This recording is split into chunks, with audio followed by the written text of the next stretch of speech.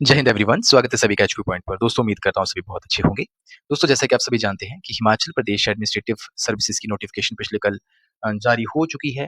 तो जो भी एस्पिरेंट्स हैं, जो भी एस्पायर कर रहे हैं इस एग्ज़ाम के लिए, तो अपना एग्ज़ाम ये भर सकते हो। जहाँ तक मेरे नॉलेज में है 22 पोस्ट के ऊपर ये निकली है नोटिफिकेशन, तो भर लेना टाइमली, ठीक है? और ये जो वीडियो आपका रहने वाला है, तो ये तो सभी के लिए है। यूपीएससी हो, चाहे एचपीएएस हो, चाहे आने वाला एलाइड सर्विसेज हिमाचल प्रदेश की या कोई सा भी एग्जाम, सीडीएस, एनडीए, एफकेट, सभी में आपको पता है इस टॉपिक से क्वेश्चन आता ही आता है, ब्लैक सी से।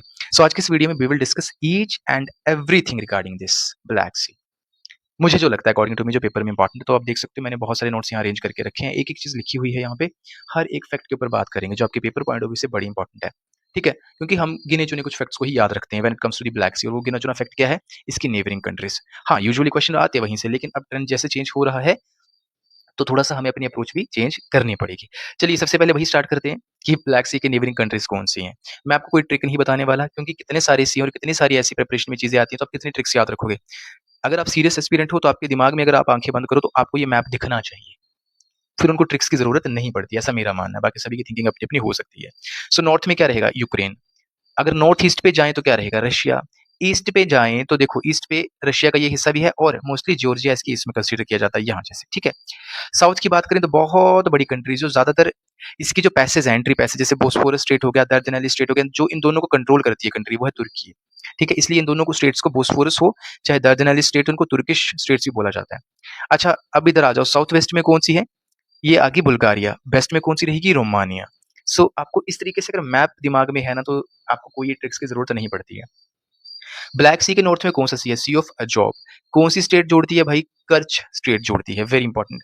ब्लैक सी के नीचे कौन सी स्टेट है? Bosphorus state. अब ये बोस्फोरस स्टेट ब्लैक सी को किसके साथ जोड़ती है? सी ऑफ मार्मरा के साथ जोड़ती है। सी ऑफ मार्मरा और एजियन सी के बीच में कौन सी है स्ट्रेट? दर्देनली स्ट्रेट, ठीक है?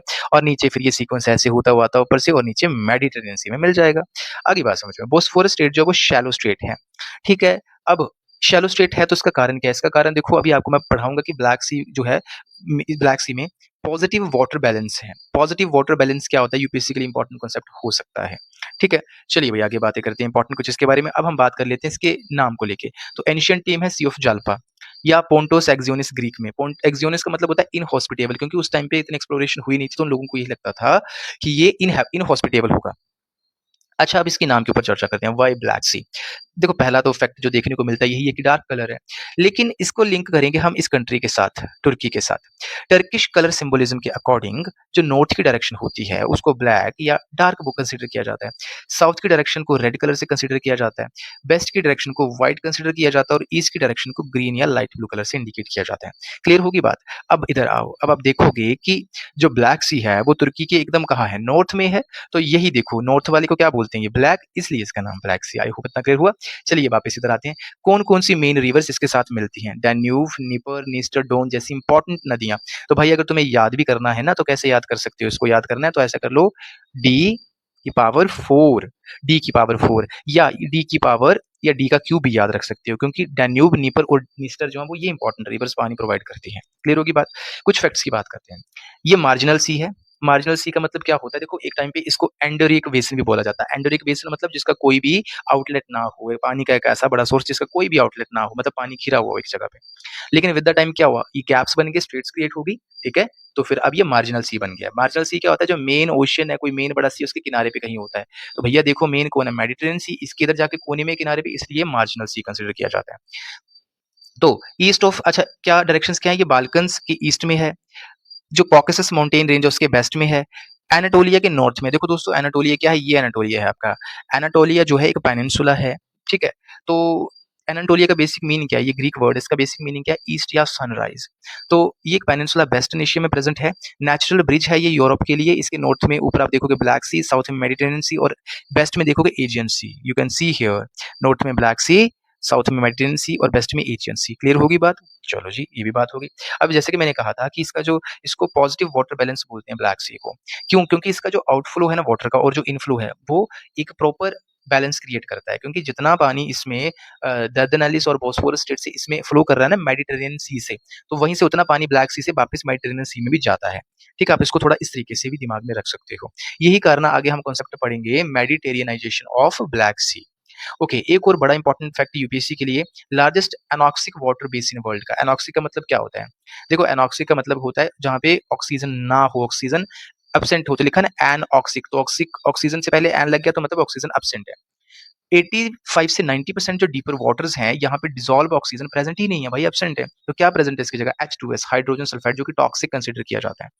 तो आप बोलोगे सर एक्वाटिक लाइफ कैसे हुई? एक्वाटिक लाइफ इसलिए है क्योंकि इसकी जो टॉप मोस्ट 100 से 200 मीटर की जो लेयर है, वहाँ ऑक्सीजन प्रेजेंट होता है, ठीक है? डीपर वाटर्स में नहीं है। यही कारण है कि ये यहाँ पे ये जो संकन शिपरैक एटसेट्रा होते हैं ना, इनको प्रिजर्व करके ये वाटर रखता है। अब ये पूरी बेल्ट में संकन शिप्स आपको दिख जाएंगे, रैकेज वगैरह, यहाँ से लेके ये पूरा यहाँ तक और आगे तक, स्ट्रेट ऑफ जिब्राल्टर तक, जहाँ पे ये अटलांटिक ओशन के साथ मिल जाता है, मेडिटेरेनियन सी। ओके, तो वही है, ऊपर O2 प्रेजेंट है, नीचे एनॉक्सिक है। तो ये जो बीच की जो लेयर है दोनों के बीच में, जहाँ ऑक्सीजन है और जहाँ ऑक्सीजन एब्सेंट है, उसको कैमोक्लाइन बोलते हैं। क्या बोलते हैं? कैमोक्लाइन। ये एक ट्रांजिशनल ज़ोन है। आई होप इतना क्लियर हुआ। चलिए भैया बात करते हैं कि ये एक लेयर बनती कैसे आखिरकार? ये मिक्स क्यों नहीं होता पानी? देखो होता क्या है, जैसे कि मैंने ऊपर आपको बताया कि ब्लैक सी में जो नदियाँ आ रही हैं ना, जैसे नीपर आ गई, नीस्टर आ गई, डोन आ गई, ठीक है, डेन्यूब आ गई, फ्रेश वाटर लेके आती हैं। तो फ्रेश वाटर की डेंसिटी दोस्तों क्या होती है? फ्रेश वाटर की डेंसिटी कम होती है, और जो मेडिटेरेनियन सी से जो पानी इसमें इनफ्लो हो रहा है ना, उसको बहुत डेंसिटी उसकी ज़्यादा है। तो डेंसिटी का डिफरेंस क्रिएट हो जाता है, तो इसलिए फ्रेश वाटर जो है वो ऊपर आ जाता है, और जो डेंस वाटर है मेडिटेरेनियन वाला, वो नीचे चला जाता है। तो मिक्सिंग ऑफ वाटर नहीं होती है, यही कारण है क्लियरिंग क्रिएट हो जाती है। आई होप आपको कॉन्सेप्ट्स क्लियर हो रही हैं। दोस्तों अगर वीडियो अच्छा लगे तो आप चैनल को सब्सक्राइब जरूर करना, ठीक है? और इंस्टाग्राम पे भी हमें फॉलो कर सकते हैं, HP पॉइंट पॉइंट स्लैश 1 से, ठीक है? ओके, सो अब बात करते हैं chernozem belt. Chernozem belt black soil belt भी बोलते हैं, ठीक है? चेरनोज़ेम वर्ड आपको दिख रहा होगा, क्लियर पता चल रहा है, यूक्रेनियन या रशियन लैंग्वेज से रिलेटेड है। सो ब्लैक सॉइल, ब्लैक अर्थ, डार्क अर्थ, ब्लैक कॉटन सॉइल इससे रिलेटेड है। होता क्या है कि इस सॉइल में हाई परसेंटेज ऑफ ह्यूमस होती है, अमोनिया होता है, फास्फोरस, इसको याद रखना पेपर पॉइंट ऑफ व्यू से बड़ा इंपॉर्टेंट है। बहुत फर्टाइल होती है क्योंकि मॉइस्चर रिटेनिंग कैपेसिटी इसकी ज़्यादा होती है, ठीक है? ये याद रखेंगे। अच्छा, ये जो चेरनोज़ेम कॉमनली फाउंड कहाँ-कहाँ आपको कॉमनली मिल जाएगी? Russia, Ukraine, American and Canadian great plains में भी देखने को मिल जाती है ये, ठीक है? या साउथ अमेरिकन पैम्पस में। अब मैंने कहा था ना, we will talk about that Mediterraneanization क्या है इसका? हो क्या रहा है दोस्तों, तुम ये मैप देखो, तुम देख रहे हो इधर, ये वाली जो तुम्हें व्हाइटिश सी दिख रही है इधर कॉर्नर पे, दिख रहा है? बीच का तो ब्लू दिख रहा है, साइड साइड में सारा दिख रहा है आपको व्हाइटिश सा। बस यही है दिक्कत वाली बात। हुआ क्या है कि ये सब फाइटोप्लैंक्टन्स हैं, फाइटोप्लैंक्टन्स में क्या-क्या इकट्ठा हो गए यहाँ पे? Dinoflagellates, diatoms and cyanobacteria. तो ये वही उन्होंने क्रिएट कर दिया यहाँ पे, ये लेयर्स वगैरह। इससे हो क्या रहा है देखो, ब्लैक सी में जो आपकी 1/3 जो बायोडायवर्सिटी है वो कहाँ से आ रही है? मेडिटेरेनियन पानी से आ रही है। इसलिए बोला जा रहा है कि मेडिटेरियनाइजेशन हो रहा है ब्लैक सी का। आई होप क्लियर हो गई अब बात? ईज़ी वे में कॉन्सेप्ट हमने समझ लिया। इकोनॉमिकली बात करें तो भैया एशिया यूरोप को जोड़ता है ब्लैक सी, तो सी पोर्ट्स हैं, यहाँ पे फिशिंग ग्राउंड्स हैं। That is why it is very important, okay? Tourism perspective से तो इंपॉर्टेंट है ही, क्योंकि बहुत सारी इंपॉर्टेंट सिटीज़, फेमस सिटीज़ इसके किनारे पे हैं। बाकी हाइड्रोकार्बन एक्सप्लोरेशन के पर्सपेक्टिव से इंपॉर्टेंट है, जिसमें कि ऑयल और नेचुरल गैस एक्सप्लोरेशन आता है। और नाटो के अनुसार ब्लैक सी जो है वो स्मगलिंग रूट की तरह भी इस्तेमाल होता है, यानी इलीगल गुड्स। तो भाई इससे टेररिज्म को भी क्या किया जा सकता है? फंड किया जा सकता है। चलो भाई। अच्छा, एक तो मैं इंसिडेंट बता देता हूँ, ब्लैक सी में बहुत सारे इंसिडेंट भी हो रखे हैं, ठीक है? डिजास्टर, जिसमें वन ऑफ दी है ये सोवियत हॉस्पिटल शिप अर्मीनिया जिसका नाम था, उसका डूबना। किसने डुबाया था? जर्मन एयरक्राफ्ट ने 1941 में। 5000 से 7000 लोग इसमें मारे गए थे। कारण क्या था? ये एक हॉस्पिटल शिप था, जो कि जो वहाँ जो वुंडेड सोल्जर्स थे या सिविलियंस थे, उनको रेस्क्यू करने जा रहा था, और जर्मन एयरक्राफ्ट ने इसको डुबो दिया। That was the incident. I hope clear हुआ। तो दोस्तों ये था मेरी तरफ से कुछ इंपॉर्टेंट। अच्छा, थोड़ा-सा इसके बारे में जान लेते हैं, क्योंकि ब्लैक सी के आस-पास जो किसका डोमिनेशन देखने को मिलता है? तुर्की का। चाहे वो बोस्पोरस हो, चाहे दर्दनाली स्टेट हो, तुर्की का डोमिनेशन है। 1936 में मॉन्ट्रेक्स कन्वेंशन के अकॉर्डिंग सिविलियन शिप्स जो हैं, उनको फ्री पासेज बोला गया था, ब्लैक सी और मेडिटेरेनियन सी के बीच में, ठीक है? कि फ्री पैसेज चलेगा। विद द टाइम हुआ क्या कि जो बेसिकली इन्होंने क्या बोल दिया, तुर्की ने, कि जो मिलिट्री शिप्स हैं, उन कंट्रीज़ की, जो कि तुर्की के खिलाफ किसी वॉर में शामिल नहीं है, उनको पैसेज मिल जाएगा, और बाकियों को नहीं मिलेगा। बाद में इसमें चेंजेस भी हुए 1936 वाले मॉन्ट्रिक्स कन्वेंशन में, ठीक है? तो थोड़ा-सा याद कर सकते हो आप। तो this was it from my side. I hope आपको पूरा ब्लैक सी का कॉन्सेप्ट क्लियर हुआ, और कोशिश करिए यार मैंने कि पूरा का पूरा आपको इम्पोर्टेंट कंटेंट यहाँ मिल जाए। तो अगर आपको हमारा कंटेंट और एफर्ट अच्छा लगता है, तो आप चैनल के साथ बने रहो। फ्री ऑफ कॉस्ट यहाँ पे प्रिपरेशन आपकी होगी आने वाली Himachal Pradesh administrative services exam की, एज़ वेल एज़ आप कंटेंट देख ही सकते हो। आप इसको यूपीएससी में अप्लाई करो, चाहे किसी और स्टेट पीसीएस में करो, एसएससी में करो, डिफेंस में करो, सीडीएस, एनडीए, एफकेट, आपकी मर्ज़ी, ठीक है? तो thank you so very much. Have a great day.